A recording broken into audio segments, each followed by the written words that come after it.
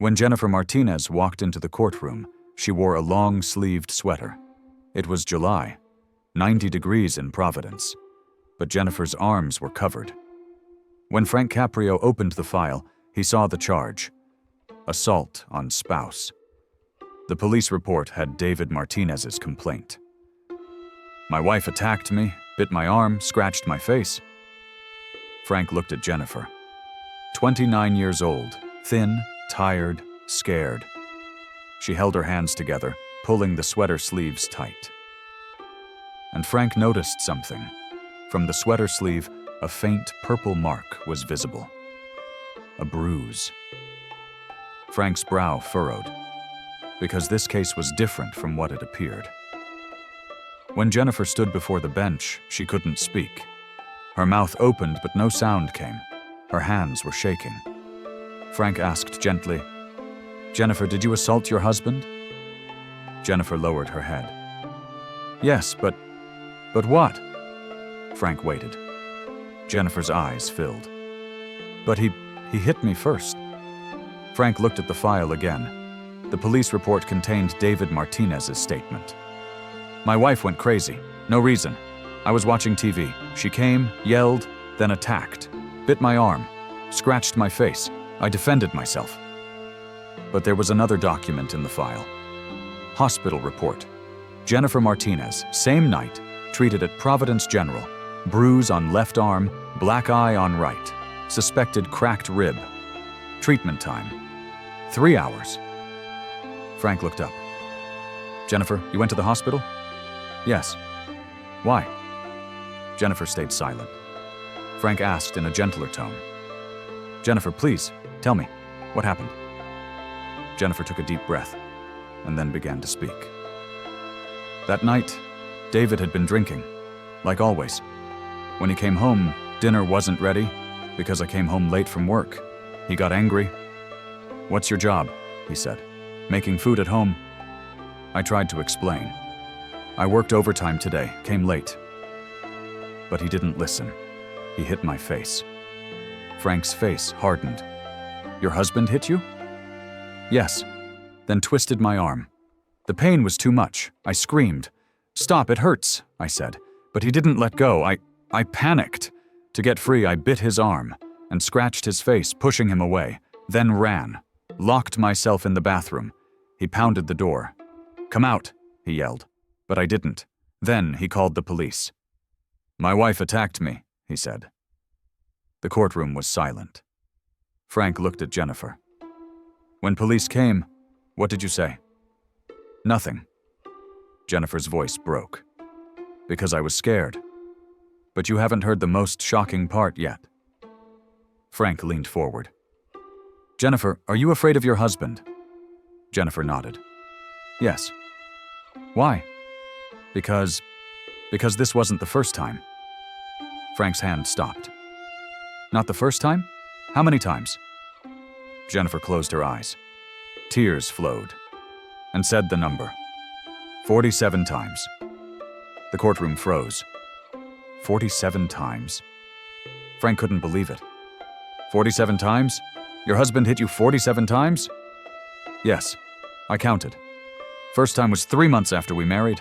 That day I burned dinner. He got angry, slapped me. Next day apologized. "Won't happen again," he said. But it did. Again, again, again. Frank turned to the court clerk. "Linda, search police records. Jennifer Martinez name. All complaints."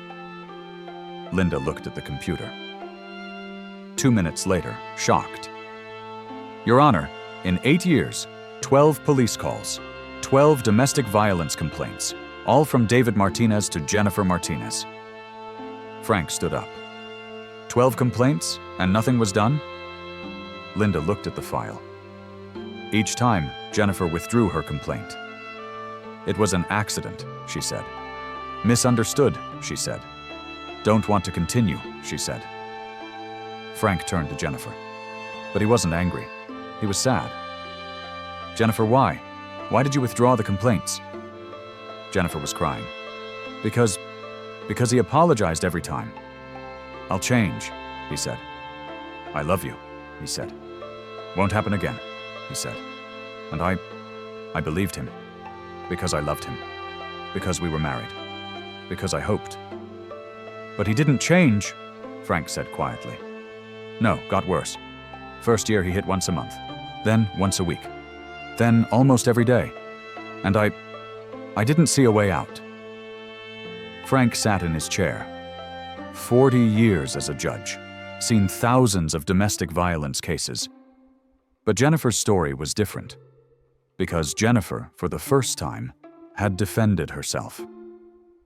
Jennifer, Frank said, that night you hit David. First time. Why? And Jennifer's answer changed everything. Wait. Because now real courage is coming. Jennifer looked at Frank. For the first time, eyes directly, and spoke. Because I didn't want to die anymore. The courtroom was silent. For 8 years, I endured, because I thought, maybe he'll change. Maybe he'll stop. Maybe it's my fault. But that night, I understood something. He will never stop, and if I don't stop him, he'll kill me. That night, David knocked me to the floor, kicked my stomach, rib cracked, I couldn't breathe, and he came over me, put his hands on my neck, and squeezed. Jennifer's hand went to her neck, as if she still felt it. I was dying.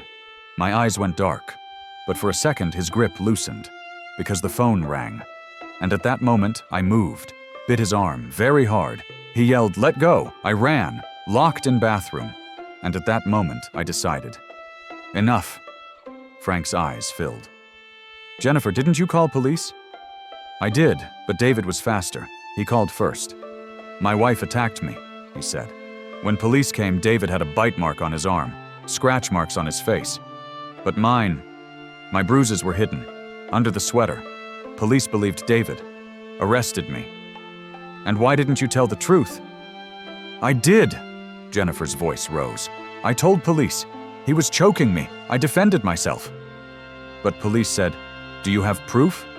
Do you have witnesses? No, there weren't any. Just me and David's injuries were visible. Mine were hidden. Frank put his head in both hands and understood. The system hadn't protected Jennifer. The system had blamed Jennifer. Jennifer, Frank said, where do you live now? In a shelter. I left David, filed for divorce, but he continues threatening. If you don't come back, I'll find you, he says.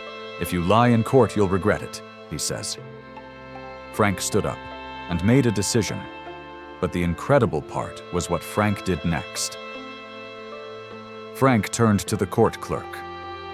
Linda, enter it in the record. In the case of Jennifer Martinez, the court makes this decision. All charges dismissed. Self-defense right. Jennifer Martinez is innocent. The courtroom applauded. Jennifer cried. Tears of relief. But this isn't enough, Frank continued. Linda, please call the domestic violence unit, and call the prosecutor's office, and call the police department, now. Linda picked up the phone. Frank turned to Jennifer. Jennifer, listen to me. You're not a victim. You're a survivor. For 8 years you survived. And today, you're free. But David, Jennifer trembled. Don't fear David, because now the system will protect you. I will personally follow up. A protection order will be issued against David. He can't come near, can't call, can't threaten, and if he does, he'll go to jail. For a long time. Frank picked up the phone. Police chief, on the line. This is Judge Caprio, Jennifer Martinez case. I want David Martinez questioned immediately. Threat, attempted strangulation, 8 years of domestic violence. Review all reports again and find out why he was released every time.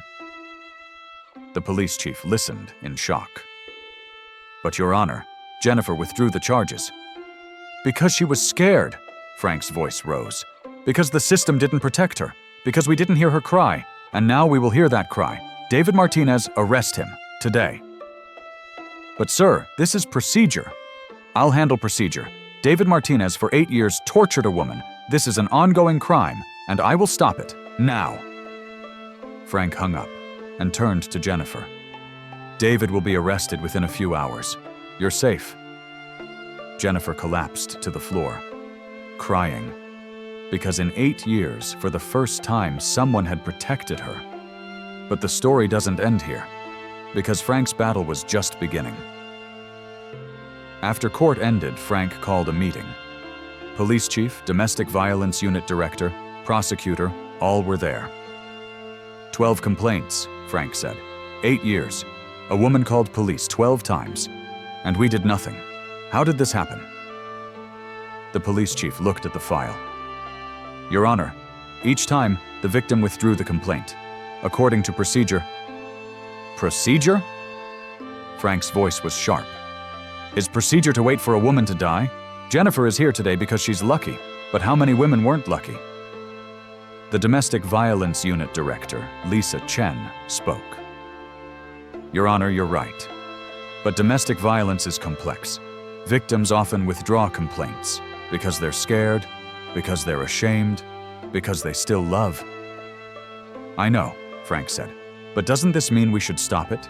If the victim withdraws, we should continue, because violence won't stop. Only if we stop it, will it stop." The prosecutor, Michael Torres, nodded. "But legally, if the victim doesn't complain, we can't prosecute." "Then let's change the law," Frank said. "In Rhode Island, let's start a new policy. No drop policy. In domestic violence cases, even if the victim withdraws, the procedure continues. Automatic protection order, automatic investigation, automatic follow-up." "This is very radical," Michael said. "And very necessary," Frank replied, "because Jennifer isn't alone. How many more Jennifers are there? How many women right now are going home and waiting to be beaten?"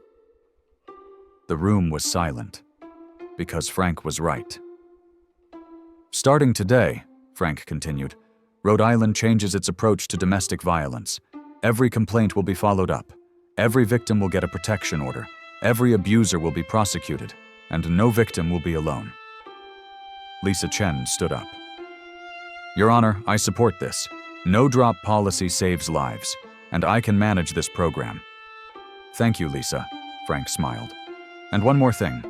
I want to tell Jennifer's story, in media, in public, because silence is violence's greatest ally. If we speak, we can change." And at that moment, a movement began. But the most powerful moment was what Jennifer said to Frank. 2 weeks later, Jennifer came to Frank's office. She no longer wore long-sleeved sweaters. She had a short-sleeved dress. The bruises were still visible, but Jennifer wasn't hiding them anymore. "Your Honor, I came to thank you." Frank smiled. "Don't thank me, Jennifer. You acted bravely. I just did my job." "No," Jennifer shook her head. "You did what no one did for 8 years. You believed me." Frank's eyes filled. "Jennifer, I would always believe you, because your story, many women live, and I must be their voice." Jennifer sat. "Your Honor, David was arrested. Charges of domestic violence, assault, attempted threat. His lawyer said, if complainant withdraws, he'll be released. But I didn't withdraw. This time I won't." "Good," Frank nodded. "And you, where are you living?" "Still in the shelter. But I found a job.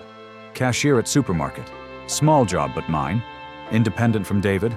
I'm earning my own money." "Great. And your future plans?" Jennifer smiled.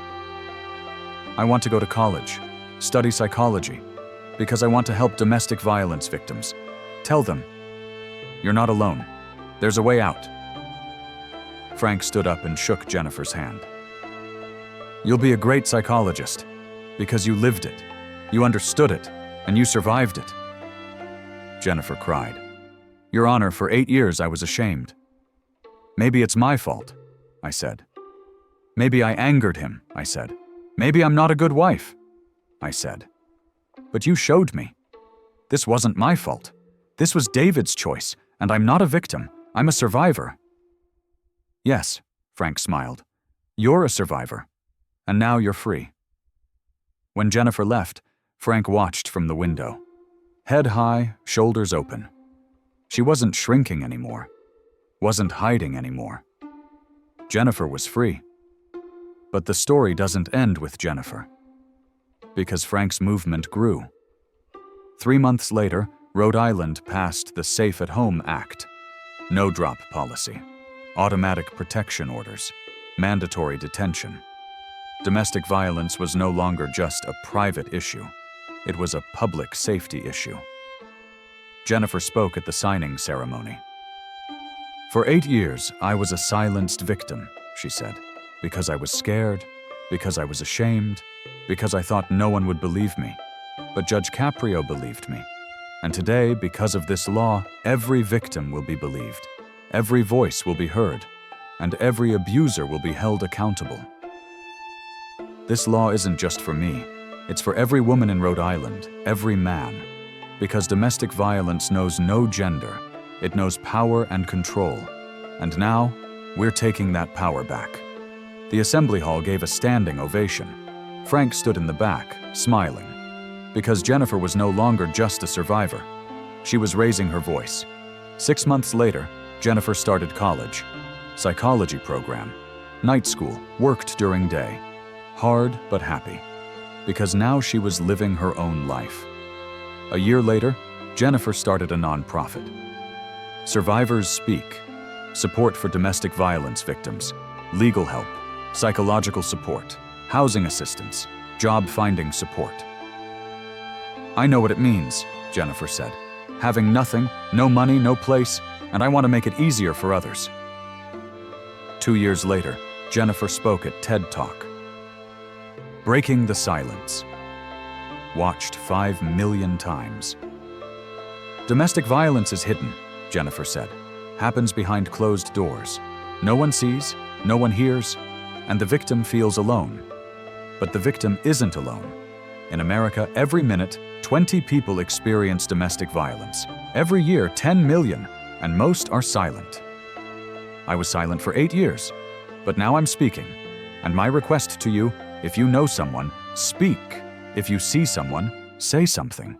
If you are a victim, ask for help. Because help exists. Because support exists. Because there's a way out." Frank watched that talk at home and cried. Because Jennifer hadn't just saved her life. She'd changed thousands of lives. But the most powerful moment was Jennifer and Frank's final meeting. 3 years later, Jennifer graduated from university. Psychology bachelor's degree.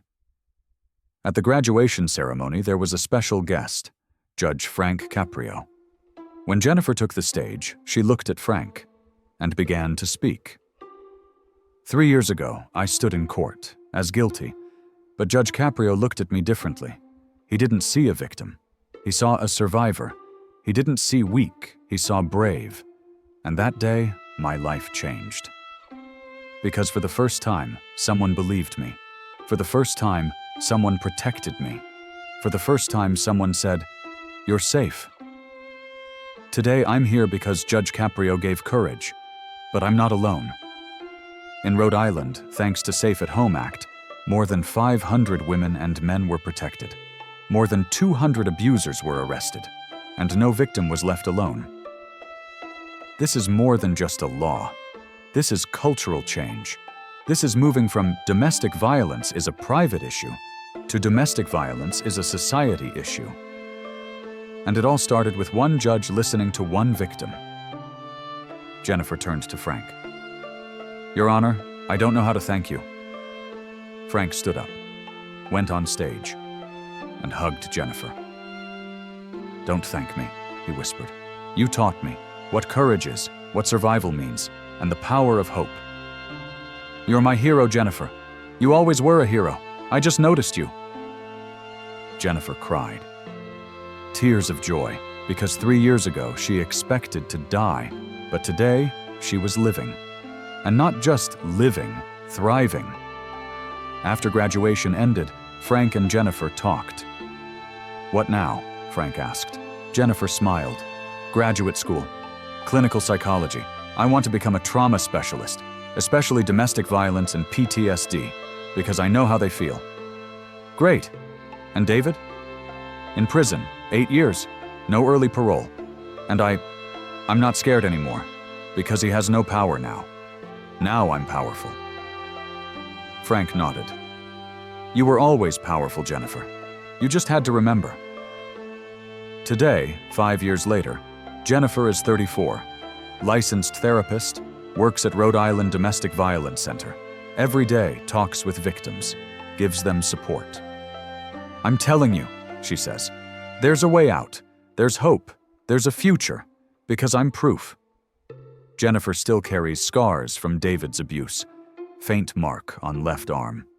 Rib sometimes hurts, but Jennifer doesn't hide them. These aren't shame marks, she says. These are survival marks. Each scar, a battle, and I won. Jennifer's nonprofit, Survivors Speak, is now in 5 cities. More than 200 victims get help yearly. Legal support, psychological therapy, job training, housing assistance, all free. Because money shouldn't be a barrier, Jennifer says. Freedom is everyone's right. Frank donates to Jennifer's nonprofit every year. But not just money. His time, too. Once a month goes to the shelter, talks with victims. Judge CAPRÍO is coming, they say, and he listens, really listens. One year, Frank and Jennifer started a campaign together. Break the cycle. Domestic violence awareness. Schools, workplaces, communities, everywhere. Message simple. Domestic violence shouldn't stay hidden. Speak, call, help. The campaign went national. 10 states adopted the same campaign. And first-year complaints increased 40%. But this was good, because complaints meant silence was breaking. Jennifer wrote a book. 47 Times, A Survival and Thriving Guide from Domestic Violence. In the book, her own story, but also practical advice, how to leave, how to stay safe, how to start over. The book became a bestseller. Jennifer spoke on radio programs, podcasts, conferences. Every time, same message. You're not alone, you're strong. You can survive, and you can thrive. Jennifer's story appeared on local news. From victim to victor. And comments. Jennifer, hero. This is real courage. All victims deserve support, but Jennifer didn't feel like a hero. I just survived, she said. No other choice. Either survive or die. I chose to live. One day, Jennifer passed her old house, the house she lived in with David. Now other people lived there. But Jennifer stopped, looked, and remembered. 8 years in this house I was dying, she thought. Every day, a little more. But I left and was reborn. Jennifer now lived in a new house, small but safe. In her name, her money, her freedom, on the wall, her graduation diploma, and a photo with Frank Caprio, court day. Jennifer was crying, but Frank was beside her, protecting. That photo is the day my life changed, Jennifer says. That day, I stopped being a victim. That day, I became a survivor. Frank, in retirement, tells Jennifer's story. Every chance. Jennifer taught me, he says. The system isn't perfect. Sometimes we blame victims. Sometimes we release abusers. But we can change. Safe at Home Act is proof. One decision can save 1,000 lives. And Jennifer didn't just survive. She became a leader, activist, therapist. She gives hope to others. Because she's proof, escaping domestic violence is possible. At a conference, someone asked, Judge CAPRÍO, in Jennifer's case, what affected you most? Frank thought. Her courage, he said. Jennifer was silenced for 8 years, intimidated. But that day, in court, she spoke. This isn't my fault, she said. I'm not a victim, she said. And at that moment, I knew, this woman is unstoppable. And I was right. Jennifer is now unstoppable. She changed the system, changed culture, and most importantly, changed her own life. Jennifer and Frank still talk regularly, coffee once a month, share their lives. Your Honor, Jennifer said one day, I sometimes think, what if you didn't believe me that day? Frank smiled. But I would believe, because your story, many women live, and I must be their voice. But what if David had hurt me more? He didn't, because you acted bravely. You defended yourself. You left. This wasn't easy, but you did it. Jennifer nodded. You know, people ask me, why did you stay 8 years? Why didn't you leave earlier? And I try to explain, but they don't understand. Because they didn't live it, Frank said. Domestic violence isn't simple. Just leave, they say. But they know. The most dangerous moment is the leaving moment. The abuser loses control, and violence explodes. Yes, I knew this. That's why I waited 8 years, waited for the right moment. And that night, it came. I was ready. I wasn't accepting death anymore. Frank touched Jennifer's hand. You're the bravest woman in the world. Jennifer smiled. No, I'm just a woman who wanted to live. And I'm lucky. Because you believed me. Today, every morning, Jennifer looks at herself in the mirror and says something. I'm a survivor. I'm strong. I'm free. Because these words are true. Jennifer no longer lives in David's shadow. Jennifer lives in her own light. Every day, Jennifer talks with clients. Some just left. Some still in relationship but looking for exit. Some free for years but still living with fear. To all, Jennifer says the same.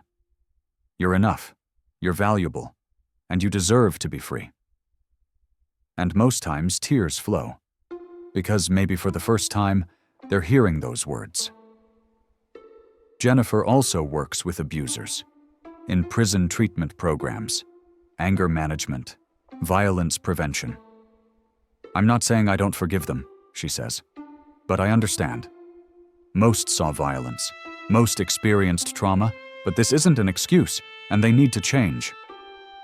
David still hasn't changed, sends letters from prison. You ruined me, he says. You're a liar, he says. But it doesn't affect me anymore, because I don't believe his words anymore. Jennifer's nonprofit is now a model. Other states copy the same program. They call it Survivors Speak Model. Because it works, Jennifer says. Victims need not just legal help. Psychological support needed, job needed, housing needed, community needed. Altogether, escape is possible. Frank, in an interview, said the final word. Jennifer's story reminds us, justice isn't just punishment. Justice is protection. Justice is support. Justice is hearing victims' voices. And Jennifer's story doesn't end. She writes every day. With every victim helped, every speech, every book, she writes hope. And I'm proud of her, because she's a real hero, because she broke the cycle. Jennifer is now a voice, strong, clear, fearless, and her message is simple. If you're suffering from domestic violence, ask for help. National Domestic Violence Hotline 1-800-799-7233. 24 hours, free, confidential. If you know someone, ask. Are you okay? Do you need help? Sometimes one question saves a life. And if you're a survivor, speak. Tell your story. Because silence is violence's ally. Speaking is freedom's beginning. Now it's your turn. When you see someone, what do? Ignore or ask? Silence or support? Because every day there's a Jennifer, suffering from domestic violence, looking for a way out, waiting for someone to believe. Frank believed and saved a life. Jennifer spoke and changed 1,000 lives. System changed and protected thousands of lives. Your turn. What will you choose?